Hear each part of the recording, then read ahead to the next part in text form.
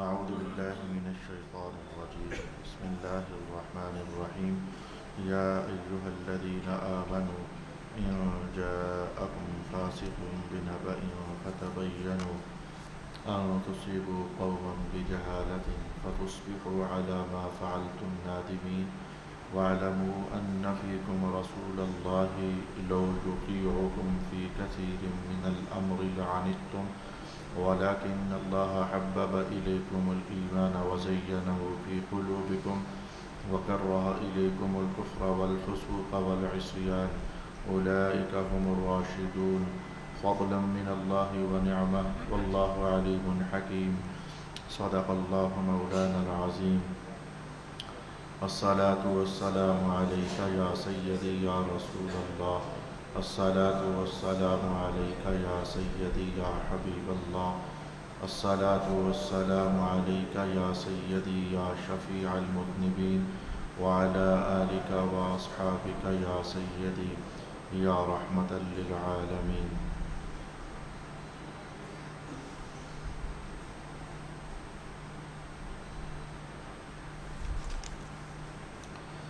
اے ایمان والو، اگر تمہارے پاس فاسق شخص کوئی خبر لائے تو اس کی تحقیق کیا کرو، کہیں تم ناواقفیت سے کچھ لوگوں کو تکلیف پہنچا بیٹھو، پھر اپنے کیے پر پشیمان رہو، اور یاد رکھو کہ تم میں اللہ کے رسول ہیں۔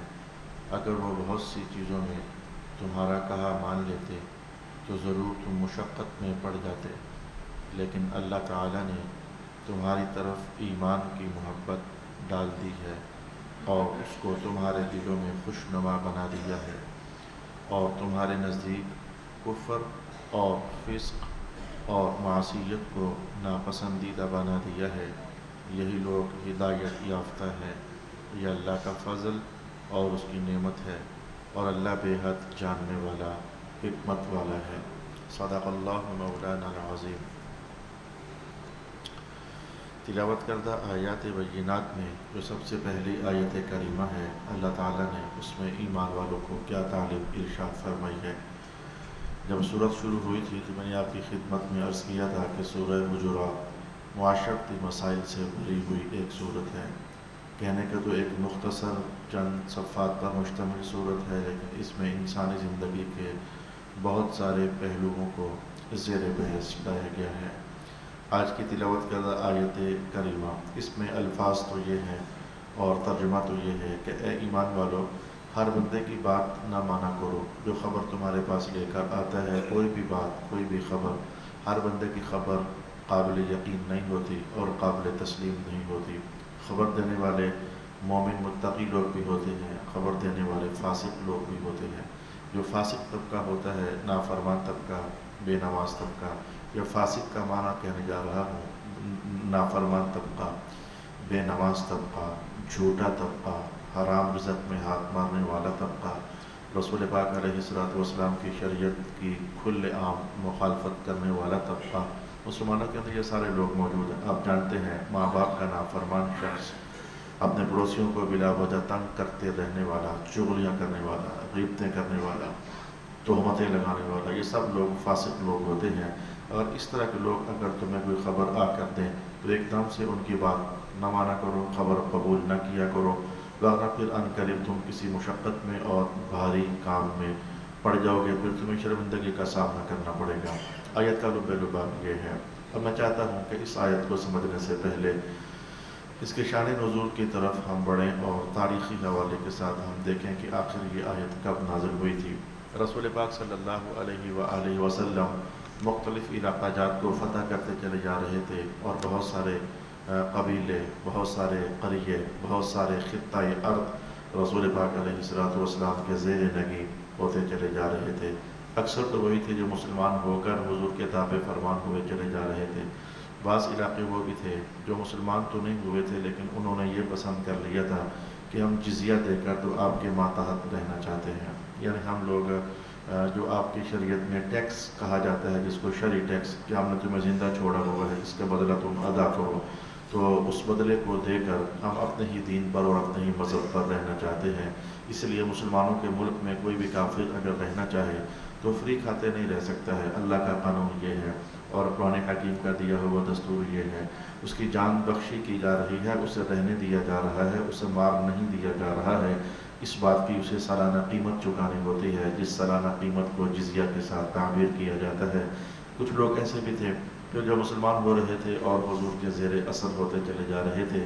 سال گزرا تو رسول پاک علیہ الصلوۃ والسلام پھر ان کو، چونکہ یہ بتا چکے ہوتے تھے کہ 5 نمازیں پڑھنی ہوتی ہیں، سال میں جو صاحب مال لوگ ہوتے ہیں انہوں نے ایک بار زکوٰۃ ادا کرنی ہوتی ہے، اور بہت سارے احکام رسول پاک علیہ الصلوۃ والسلام ان کو ارشاد فرمایا کرتے تھے۔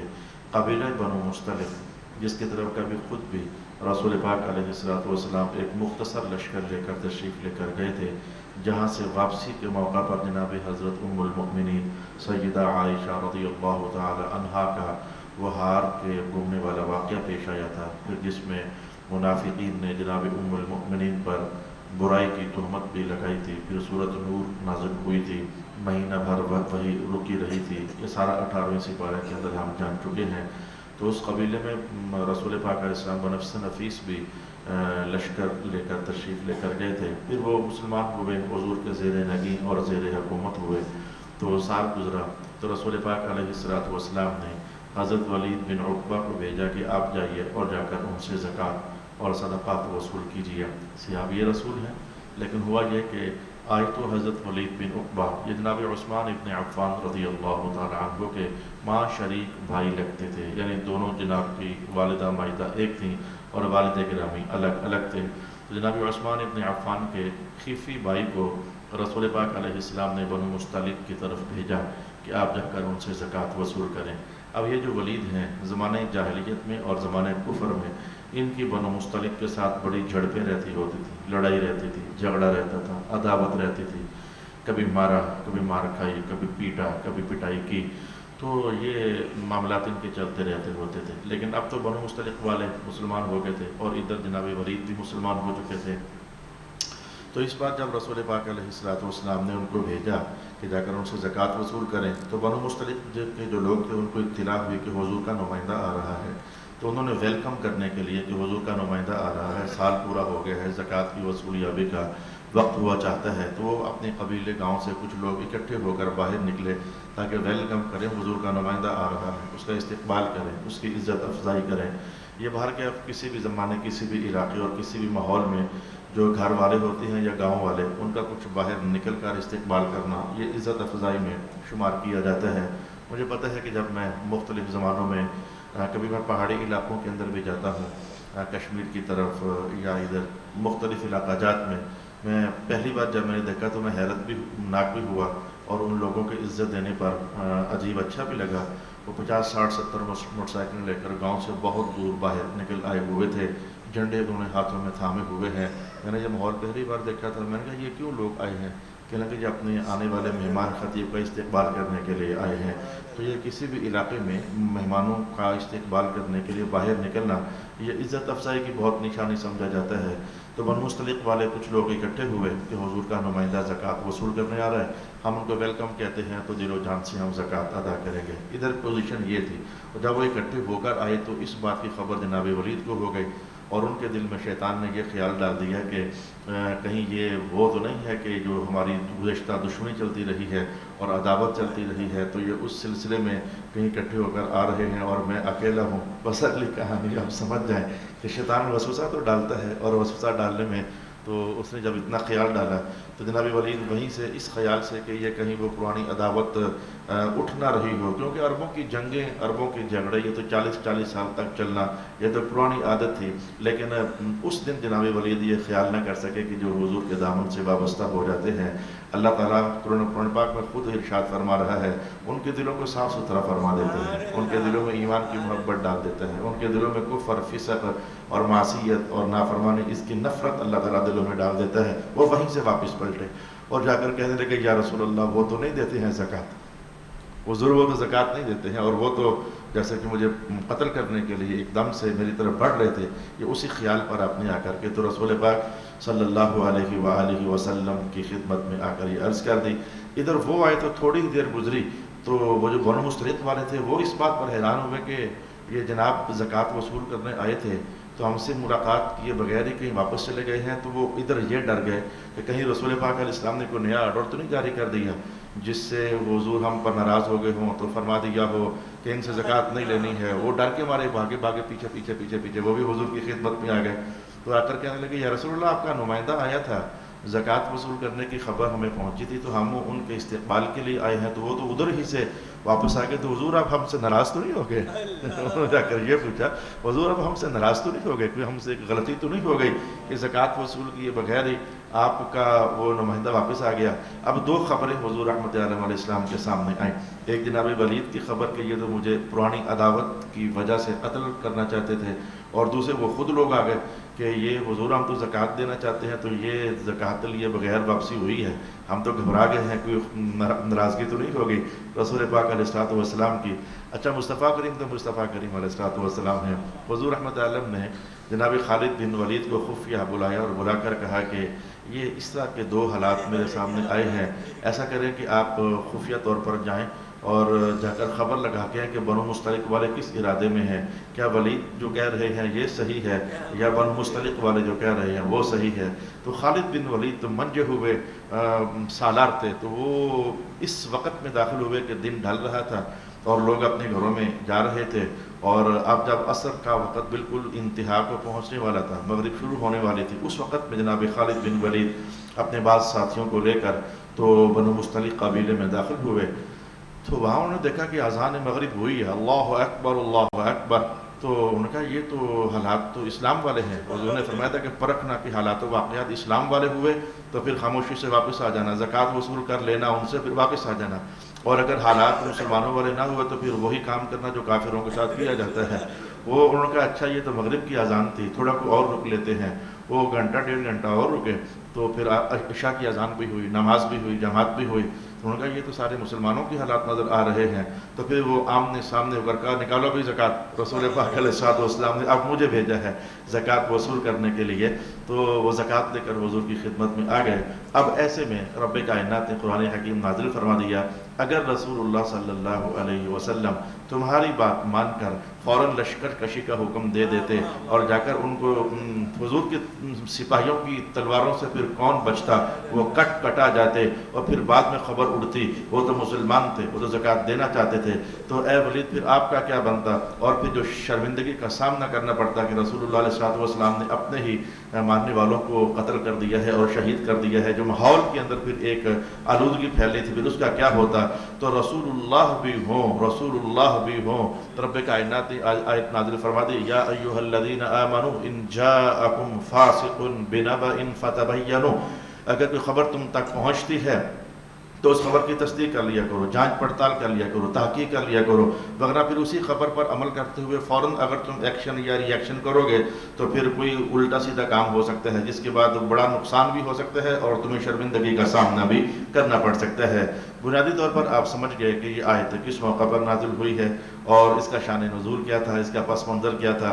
حالانکہ بس ایک خیال آ گیا تھا، وہی پرانی عداوت کی بنیاد پر خیال آ گیا تھا، ورنہ یہی جناب ولید بن عقبہ اور یہی جناب خالد بن ولید اور تمام صحابہ، ان کے لیے اگلے الفاظ کیا ہیں قرآن پاک کے، وَلَكِنَّ اللَّهَ حَبَّبَ إِلَيْكُمُ الْإِيمَانَ، اللہ نے تو تمہارے لیے ایمان کو محبوب ترین چیز بنا دیا ہوا ہے۔ قرآن پاک ان کے حق میں نازل ہو رہا ہے، وَزَيَّنَهُ، ایمان کو تمہارے لیے مزین اور آراستہ کر دیا ہوا ہے، اور قرآن حکیم حضور کے صحابہ کے بارے میں کیا گواہی دے رہا ہے، وَكَرَّهَ إِلَيْكُمُ الْكُفْرَ، اللہ تعالیٰ نے اے حضور کے جان نثار صحابہ تمہارے دلوں میں کفر کی کراہت اور ناپسندیدگی جما دی ہوئی ہے، والفسوق، اور فاسق بن جانا، اس بات کی ناپسندیدگی اللہ نے تمہارے دلوں میں ڈال دی ہوئی ہے، والعصیان، اور نافرمانی کرنا اللہ نے اس کی ناپسندیدگی تمہارے دلوں میں ڈال دی ہوئی ہے۔ ان صحابہ کے حق میں قرآن کیوں نازل ہو رہا ہے؟ لیکن تھوڑی دیر کے لیے سوچ لیں، اگر رسول پاک علیہ السلام لشکر کشی فرما دیتے، نہیں فرمانی تھی، جو ہوتا اللہ کے حکم ہی سے ہوتا،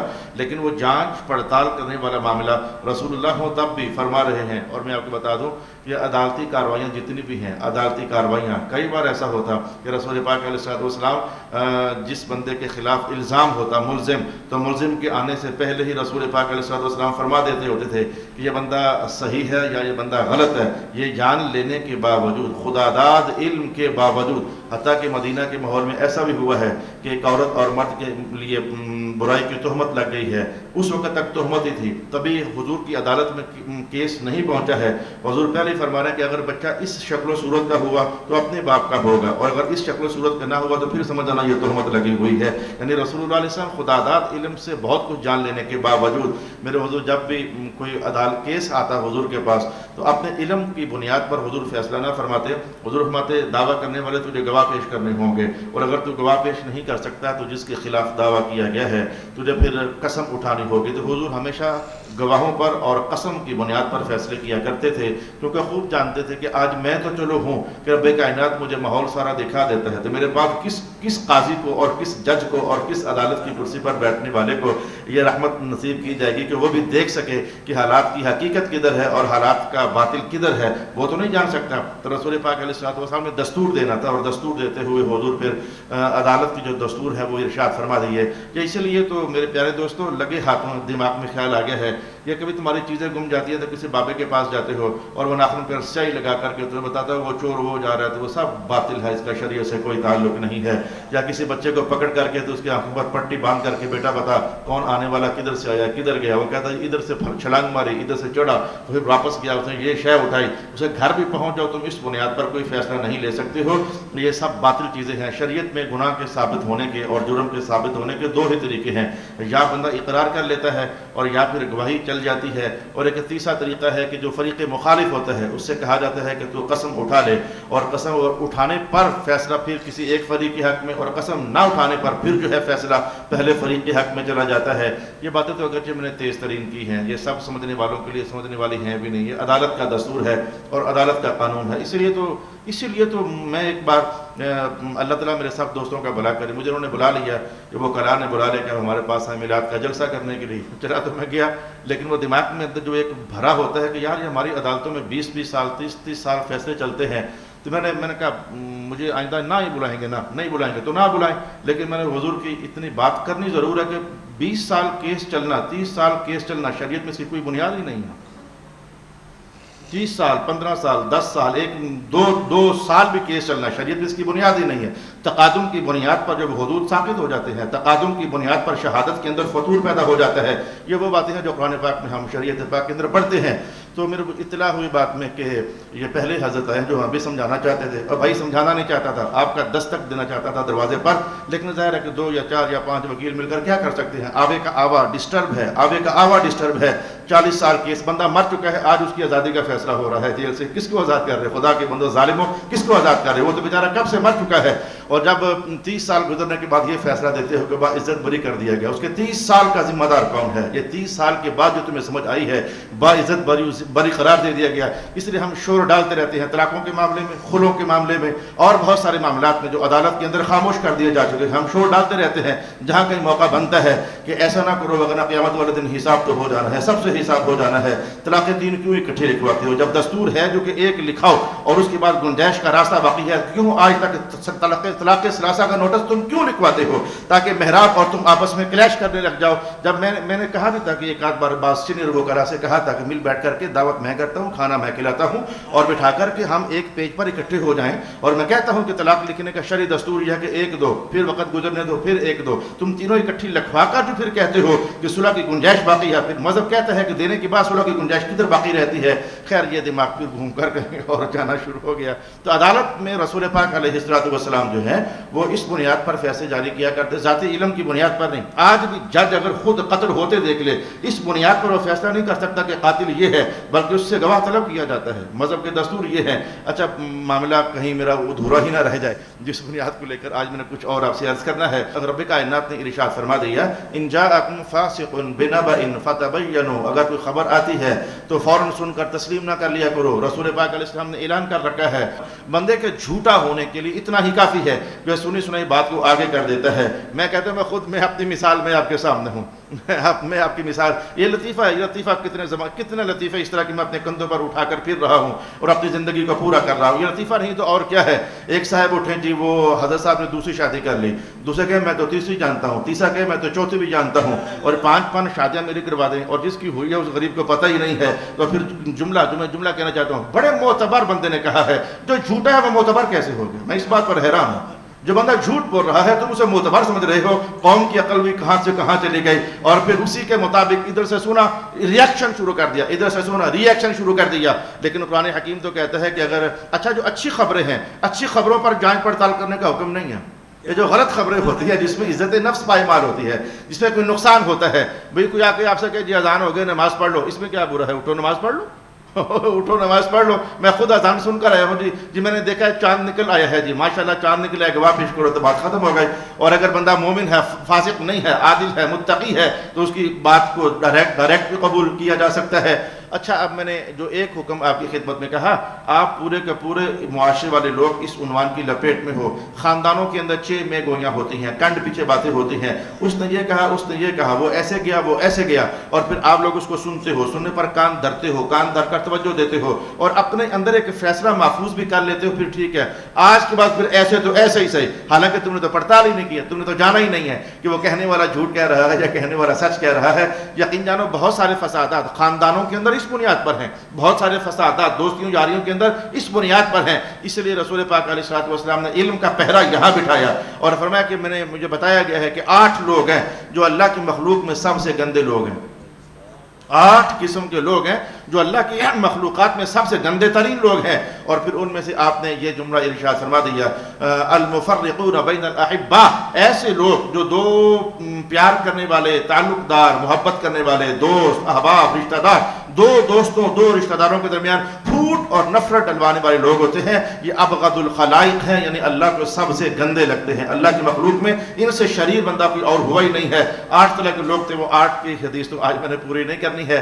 تو یہ اب جو اس آیت سے ہمیں سمجھ آیا ہے کہ وہ ایک خبر غلط تھی جو آ کر کہہ رہے تھے حضور وہ تو مجھے قتل کرنا چاہتے تھے. قرآن نے اس ٹائٹل کو اس عنوان کو جس ٹائٹل کے ساتھ تعبیر کیا، ان جاءکم فاسق بنبأ، بات جھوٹ ہو تو قرآن کہتا ہے فسق ہے. فسق، جھوٹ بولنے والا فاسق ہوتا ہے. فاسق کے سر پر سینگ نہیں ہوتے. یہ رویے بندے کو فاسق بنا دیتے ہیں. جیسے میرے استاد گرامی حضرت علامہ پیر سید ریاض حسین شاہ صاحب فرمایا کرتے تھے، یہ ٹوٹے پھوٹے کپڑے پہننے کا نام درویشی نہیں ہوتا، یہ لیرے پہننے کا نام درویشی نہیں ہوتا، یہ ڈب کھڑبے جوڑے خود سی کر پہننے کا نام درویشی نہیں ہوتا.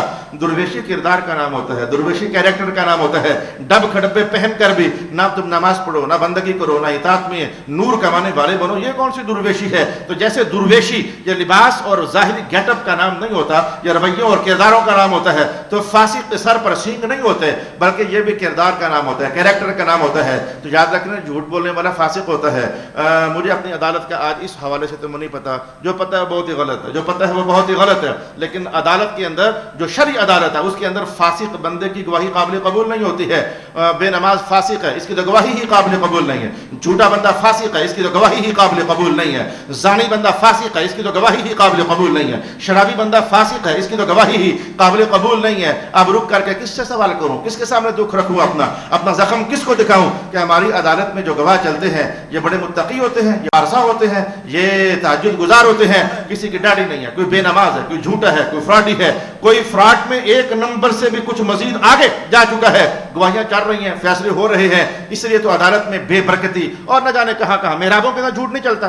یہ عدالت تو چلو قانون آ گیا، اس لیے عدالت محرابوں میں جھوٹ نہیں چلتا. کیا یہ جھوٹ نہیں ہے؟ میں آپ کے سامنے بیٹھا ہوں، میں بعض اوقات مجھے جو پروگرام ہوتے ہیں ہمارے میلاد کا 2، 3، 4 لوگ بلاتے ہیں، تو اس مسجد کا محراب میں بیٹھنے والا صاحب کہتا ہے کہ علامہ محمد اکبر صاحب سنی نہیں ہے، لہذا ان کو بلانے کی ضرورت نہیں ہے. خدا کے بندوں، سنی کے سر پر کیا سینگ لگے ہوتے ہیں؟ یہ سنی نہیں ہے. تو میں اب 22 سال ہو گئے مجھے آپ کے سامنے، میں ابھی سنی. اب یہ کیا محراب میں جھوٹ چلا ہے کہ نہیں چلا؟ مگر محرابوں کے اندر جھوٹ چلتے ہیں، عدالتوں کے اندر جھوٹ چلتے ہیں. میں کہتا ہوں بعض اوقات تو خانقاہوں کے اندر جھوٹ چلتے ہیں. اور سیاست تو جھوٹ کا پرندہ نہیں ہے. جب تک یہ 1000 جھوٹ ان کو نام نہیں کرے گا اور یہ 1000 جھوٹ ان کے نام نہیں کرے گا، لگتا ہے کہ اس وقت تک الیکشن میں کامیابی ہی نہیں ہو سکتی ہے. اب میں یہ کہتے ہوئے ڈر رہا ہوں کہ اے اللہ تعالیٰ، ایمان والے متقی عادل لوگ کہاں گئے؟ یہاں تو جس محکمے میں چلے جاؤ وہاں جھوٹ چلتا ہے، فراڈ چلتا ہے، اور جھوٹا بندہ تو فاسق ہو جاتا ہے. اور فاسق بندے کی تو گواہی قابل قبول نہیں ہوتی ہے.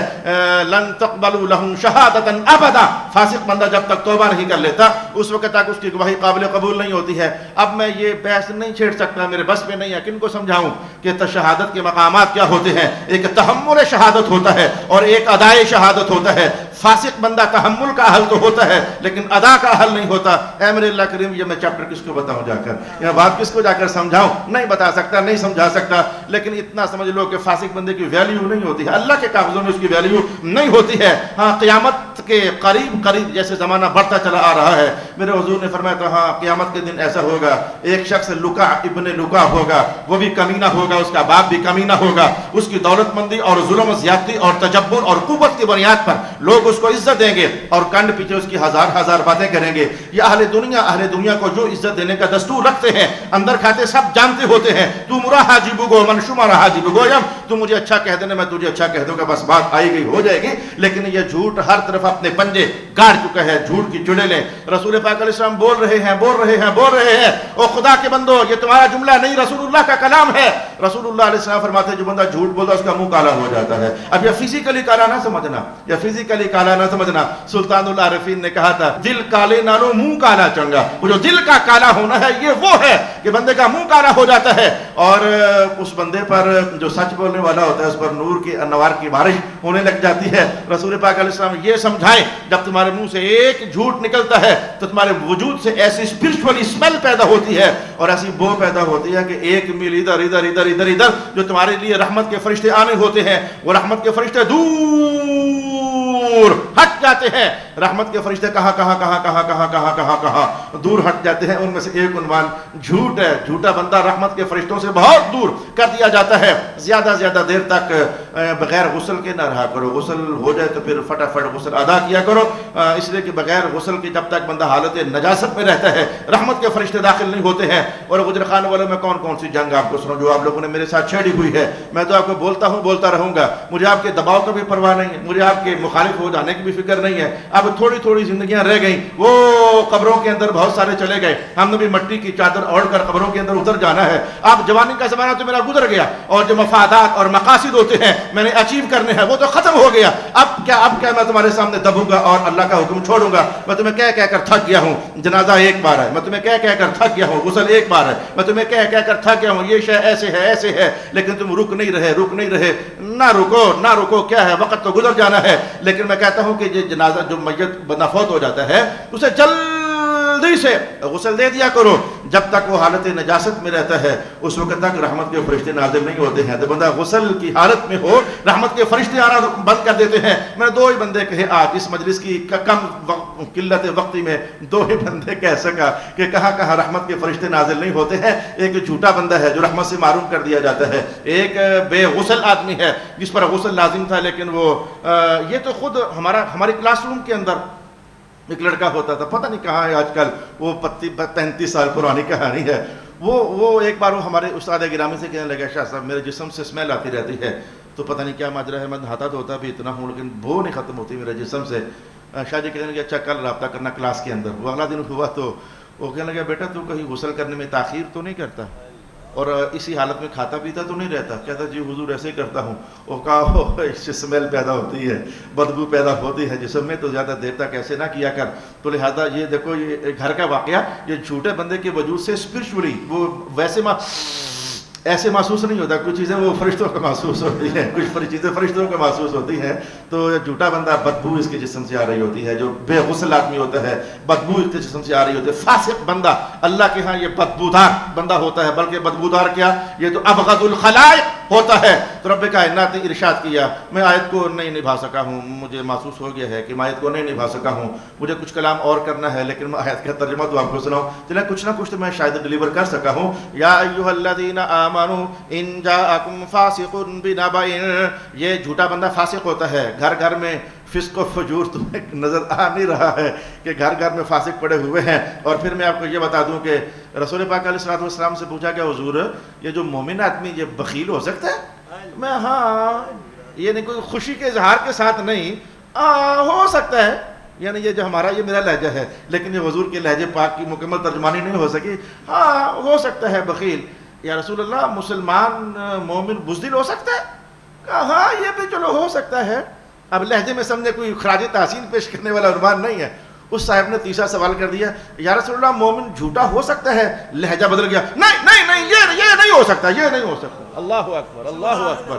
اب لہجوں کا تناؤ دیکھیں، لہجوں کا سست ہونا دیکھیں۔ ہاں نہیں نہیں یہ نہیں ہو سکتا۔ رسول اللہ تو میں یہ سمجھائیں کہ بندہ میرا غلام اور جھوٹ بولے، اور ایک اور شے حضور نے فرما دی، میرا جو غلام ہے وہ جھوٹا نہیں ہو سکتا۔ حضور خیانت کرنے کا نہیں خیانت کرنے والا بھی نہیں ہو سکتا ہے۔ میرا غلام جو ہے مومن آدمی، وہ جھوٹا بھی نہیں ہو سکتا ہے اور وہ خیانت کرنے والا بھی نہیں ہو سکتا ہے۔ البتہ جھوٹ کے کچھ معاملات جہاں بولنے کی اجازت دی گئی ہے، میں نے آپ کو اشارتاً اور صراحتاً کئی بار پہلے بتایا بھی ہوا ہے، دو بندوں میں صلح کروانا، جا کر اسے ایسے کہہ دینا یار وہ پریشان ہے، شرمندہ ہو رہا ہے، تجھے سلام کہہ رہا تھا، حالانکہ اس نے نہیں کہا سلام، اور ادھر آ کر بھی ایسے کہہ دینا یار وہ بڑا شرمندہ ہے، وہ سوچ رہا ہے کوئی بندہ درمیان میں ڈلے تو یار کوئی صلح صفائی ہو جائے، حالانکہ اس نے بھی نہیں کہا ہے۔ رسول اللہ علیہ السلام فرماتے ہیں چلو میں تمہیں محمد اس کی اجازت دیتا ہوں، کروا لو۔ یہ مسلمانوں کے درمیان صلح کروانا بڑا کام ہے، بڑا عظیم الشان کام ہے، اور میاں بیوی ناراض ہو جائے تو یہاں بھی حضور رحمت عالم نے اس کی اجازت دی۔ باقی جنگ و جدال کے موقع پر، لڑائی جھگڑا جنگ جو مسلمان جہاد کرتے ہیں اس موقع پر بھی کافروں کو پریشرائز کرنے کے لیے، تو ان کو لیے بھی جھوٹ بولنا جو ہے اس کی اجازت رسول اکرم صلی اللہ علیہ وآلہ اس موقع پر یہ جھوٹ ہے ہی نہیں، اس کو یوں سمجھیں، میں یوں نہیں کہتا کہ جھوٹ بولنے کی اجازت دی، جہاں حضور اجازت ہے وہ جھوٹ رہتا ہی نہیں ہے، بلکہ وہ اصلاح ہوتی ہے اور وہ حکمت عملی اور حکمت بندانہ کلام ہوتا ہے۔ انشاءاللہ العزیز اس آیت کے کچھ مضامین ابھی رہتے ہیں، مکمل نہیں ہو سکے ہیں۔ اسی ذوق اور شوق کے ساتھ اس معاشرتی صورت کا جو مغز ہے اسے ضائع کرنے کی کوشش نہ کرنا۔ آج ہم نے کم از کم یہ جانا کہ فاسق بڑے رنگ برنگے ہیں، اور دوسرا یہ جھوٹ بولنے والا بندہ اللہ کے کاغذوں میں تو فاسق ہو چکا ہے، اور یہ کون ہے جو اللہ کے ہاں فاسق ہو چکا ہے۔ اللہ تعالیٰ میرا اور آپ کا حامی و ناصر ہو۔ وآخر دعوانا ان الحمد للہ رب العالمین۔